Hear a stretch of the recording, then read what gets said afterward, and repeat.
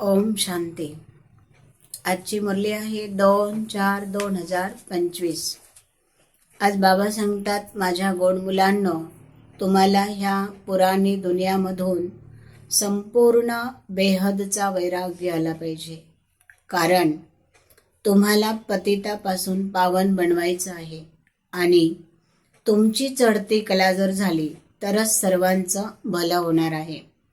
असं म्हणतात, चढती कला तेरे भाने सर्व का भला. आपल्यामुळे सर्वांनाच चढत्या कलेकडे जायचं आहे. म्हणजे आत्ता जी कलियुगाची उतरती कला आहे आणि सत्युग ही चढती कला आहे. आपण जर सत्युगामध्ये जाण्याचे पात्र बनलो तर सर्वांनाच सत्युगामध्ये जाण्याचा अधिकार प्राप्त होऊ शकतो. पुढे बाबा सांगतात की आपली आत्माच आपला मित्र आणि आपलीच आत्मा आपला शत्रू होत असते. मनुष्यच आपल्या स्वतःचा शत्रू आणि मनुष्यच आपल्या स्वतःचा मित्र असू शकतो. हे कसं आहे तर बाबा सांगतात की बाबांच्या श्रीमता अनुसार चालणं म्हणजे ही खरी मित्रता आहे.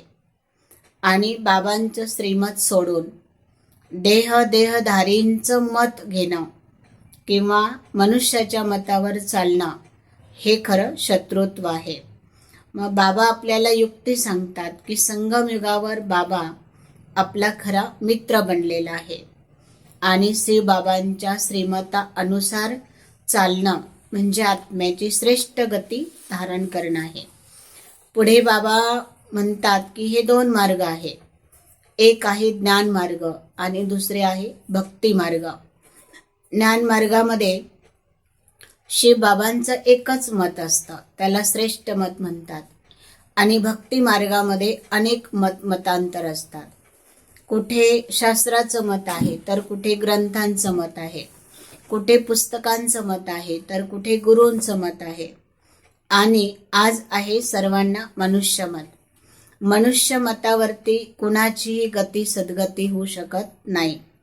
मनुष्य आत्म्याची गती सद्गती फक्त आणि फक्त एका श्रीमता अनुसारच जर चाललो तरच होऊ शकते. म्हणून बाबा आपल्या सर्वांना सांगतात की तुम्हाला गायन आणि पूजन योग्य बनायचं असेल तर तुम्हाला संपूर्ण पवित्र बनणं गरजेचं आहे. तुमचं खान पान हे सुद्धा शुद्ध असणं गरजेचं आहे. म्हणजे आहार विहार आणि विचार हे श्रेष्ठ आणि शुद्ध असणं गरजेचं आहे. ह्या जीवनाला बाबांनी हिऱ्या समान बनवलेलं आहे. हे जीवन तुमचं मूल्यवान आहे आणि ह्या मूल्यवान जीवनाला श्रेष्ठ बनवायचं असेल तर बाबांच्या सेवेमध्ये नेहमी आपण तत्पर राहिलं पाहिजे. पुढे बाबा सांगतात की बाबांबरोबर एका बुद्धीचा योग जर ठेवला तर तुम्ही नेहमी हलके राहाल. तुमचे विकर्म विनाश होतील आणि तुमच्याकडनं असं कोणतंही कर्म होणार नाही की जिथे बाबांची बदनामी होईल.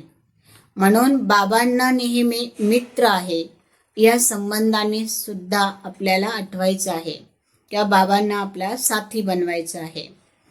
आज पुढे बाबा वरदानामध्ये सांगतात, जर तुम्ही स्वस्थितीमध्ये राहिलात तर परिस्थिती ही कधीही स्वस्थितीमध्ये राहिलात तर परिस्थिती कधी पार होईल किंवा परिस्थितीवर तुम्ही सहजपणे विजय प्राप्त करू शकाल. बाबाने पुढे सांगितलं की परिस्थिती ही वेगवेगळी येऊ शकते. कधी मनुष्यांपासून तर कधी व्यक्तींपासून, कधी प्रकृतीपासून तर कधी आपदा अनेक रोगांपासून. वेगवेगळ्या परिस्थिती तुमच्यासमोर येऊ शकतात, परंतु बाबा हे तुमच्याबरोबर सर्व शक्तिवान आहे. तर जिथे सर्व शक्तिवान बाबा आहे तिथे परिस्थिती ही काहीच नाही आहे. मग बाबा पुढे सांगतात की परिस्थितीने समजा डोंगरा एवढं रूप धारण केलं तर तुम्ही महावीर आणि महावीरणी आहात. तुमच्या पुढे ही परिस्थिती सुद्धा काहीही नाही. जसं बाबा सांगतात की जर फुगावरती गेला किंवा व्यक्ती जर विमानामध्ये उडायला लागला तर त्याला खालची दुनिया ही खूप छोटी छोटी दिसते. तसं आपली मनस्थिती, स्वस्थिती, आत्मिक स्थिती ही जर श्रेष्ठ राहिली तर आपल्यासमोर परिस्थिती एक राई सुद्धा नाही, म्हणजे मोहरी सुद्धा एवढी सुद्धा ती परिस्थिती आपल्याला अनुभवायला येणार नाही. आणि अशा परिस्थितीवर आपण सहजपणे विजय प्राप्त करू शकू.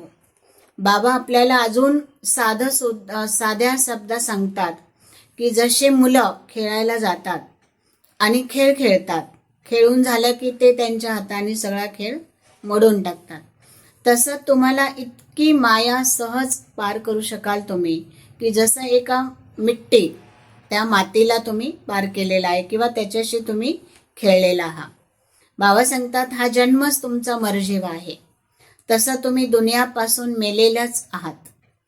तर जर दुनियापासूनच मेलेला आहात तर दुनियातली कोणतीही परिस्थिती तुमच्यावरती काहीही अटॅक करू शकत नाही.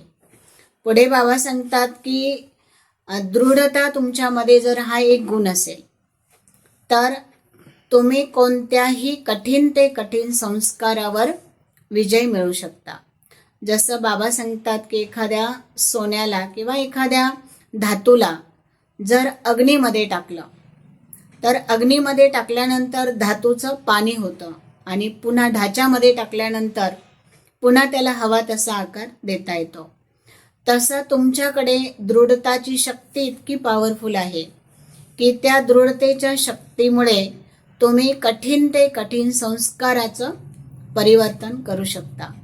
जिथे संस्कार परिवर्तन होईल तिथे संसार परिवर्तन होईल, आणि जिथे संसार परिवर्तन होईल तिथे संस्कृती परिवर्तन होईल. तर आपलं सत्युगामध्ये आपली संस्कृती ही दैवी संस्कृती आहे. संगमयुगावर बाबांनी आपल्याला ईश्वरी संस्कृती शिकवलेली आहे. म्हणून आतल्या आत्म्यामध्ये जेवढे कठीण ते कठीण संस्कार आहेत, जसं परचिंतन करणं, एक दुसऱ्याला डॉमिनेट करणं, एक दुसऱ्याची ग्लानी करणं, एक दुसऱ्याला हिंसा करणं, हे सगळे संस्कार आपले या ठिकाणी परिवर्तन होणं गरजेचं आहे. पुढे बाबा सांगतात की कंबाईंड स्वरूपाची स्मृती ठेवून तुम्ही सदा विजयी बना. कालच्या पण मुरलीमध्ये बाबांनी आपल्याला हे सांगितलं होतं की शिवशक्ती या कंबाईंड स्वरूपामध्ये स्थित राहा. आज बाबा आपल्याला सांगतात की जर कंबाईंड स्वरूप राहिलं तर बाबांनी आज उदाहरण दिलंय की झाड आणि पाणी. कोणत्याही झाडाला फळ आणायचं असेल तर त्याला पाणी द्यावं लागतं. आज बाबा आपल्याला सांगतात की बाबा आपल्याबरोबर कंबाईंड आहे. तुम्हाला दुनियाचं परिवर्तन करायचं आहे, तुमच्या संबंधींचं परिवर्तन करायचं आहे, तुमच्यामध्ये असलेले कठीण संस्कारांचं परिवर्तन करायचं आहे. तर ह्या परिवर्तनाच्यासाठी स्नेहाच्या पाण्याची खूप गरज आहे. आणि हे स्नेहाचं पाणी खूप खूप वेगवेगळ्या कठीण परिस्थितींचं सुद्धा परिवर्तन करू शकतं, म्हणजे संस्कारांचं परिवर्तन करू शकतं. तर अशी शक्ती आपल्यामध्ये आपल्या सर्वांना आणायची आहे. ओम शांती.